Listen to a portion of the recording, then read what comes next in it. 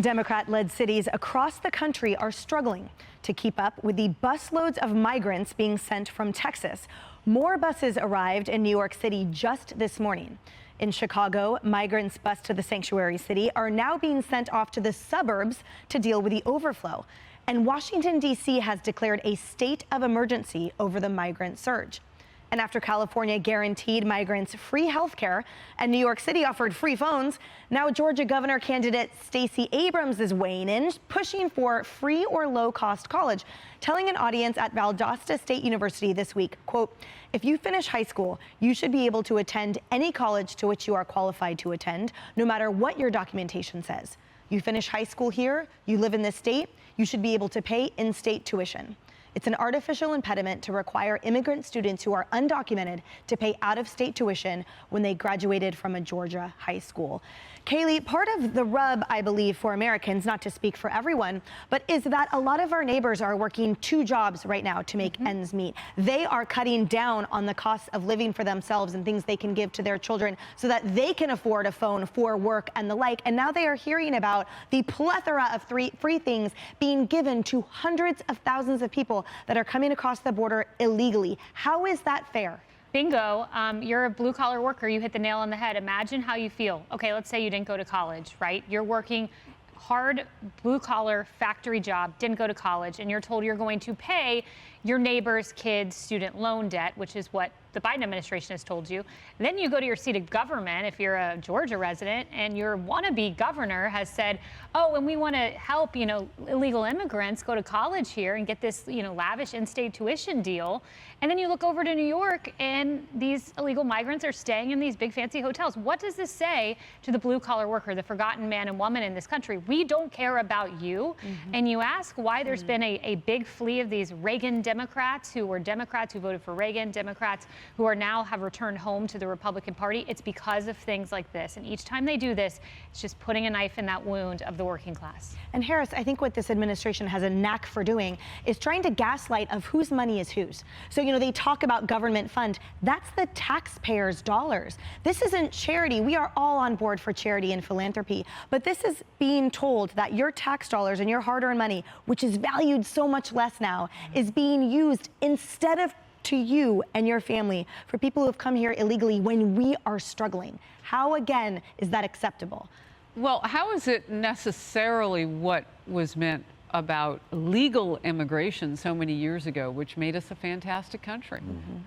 How is that in any way, shape, or form what our elders had in mind? Not forefathers, but I mean, just in the last 100 years. Is that what they had in mind, so that everybody could get a free ride? And suddenly dissolving, or at least diluting, the meaning of what it means to get that piece of paper as a U.S. citizen, and to know that you've done it the right way, and to be part of something bigger than yourself in America. You've diluted the greatness of that. And I don't doubt that on the left that there isn't some of that thirst going on, because if they can dilute what you think of this country, they can control you easier. The country's not going to be doing enough for you, so listen to those of us who can take care of you. And that's what happens. I don't know where that takes us, Emily. I just know I don't necessarily want to go there. I want to keep the greatness of this country, keep the doors open for people who want to come legally, but then understand that when you lose your sovereignty as a nation, you change in ways that maybe you can't even imagine. That's right. And I've told you before, my grandfather had framed in his home his U.S. citizenship certificate so proudly all the days of his life.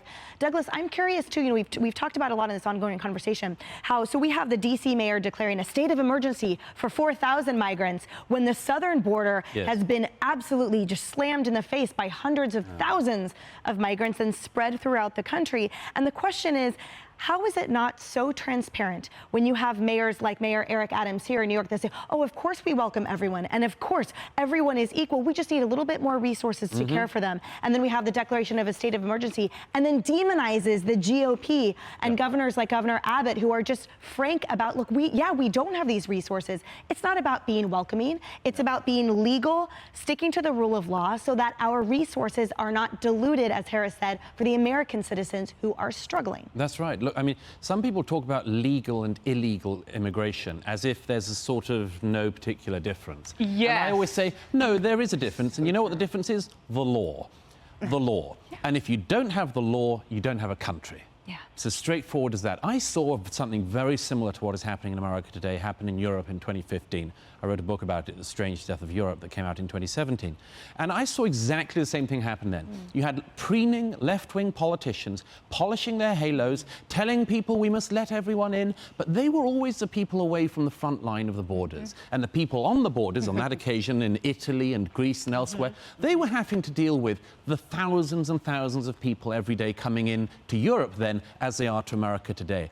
It is so extraordinary to see reality catch up with these people. And it should catch up with them.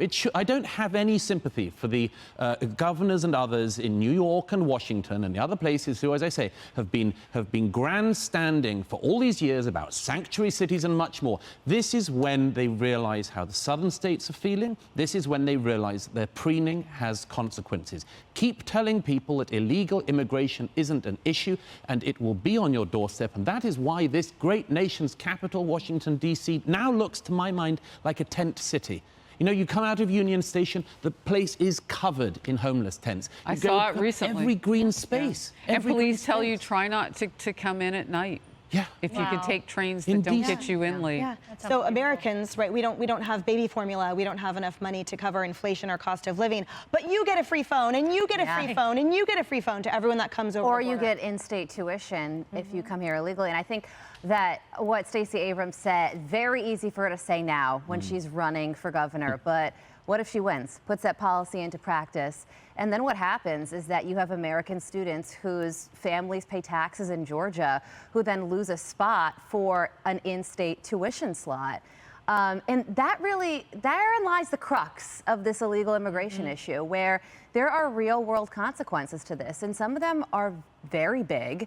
If you have open borders, people who want to do us harm, it's much easier for them to come in. Drugs, human sex trafficking, and more nuanced issues with healthcare and education. So I think that the people who promote these ideas, like Stacey Abrams, they're not bad people, but they're blinded by compassion and severely misguided. And I point out the That's so hypocrisy, nice. too. I think they're blinded by politics and what they want to do in their own careers. This is about also building a constituency that you think is going to vote Democrat for a while. Yeah. Socialist one. And I point out the hypocrisy. Remember when was it a Texas mayor on the southern border declared a public health state of emergency, and he was vilified for it to try to allocate resources to cover the migrant surge, and now the DC mayor does it, and it's just covered so Also, neutrally. really quickly, I love what Douglas said about the farther away you are from the border, the less you care about illegal immigration. And that's exactly what Governor Abbott is doing right now.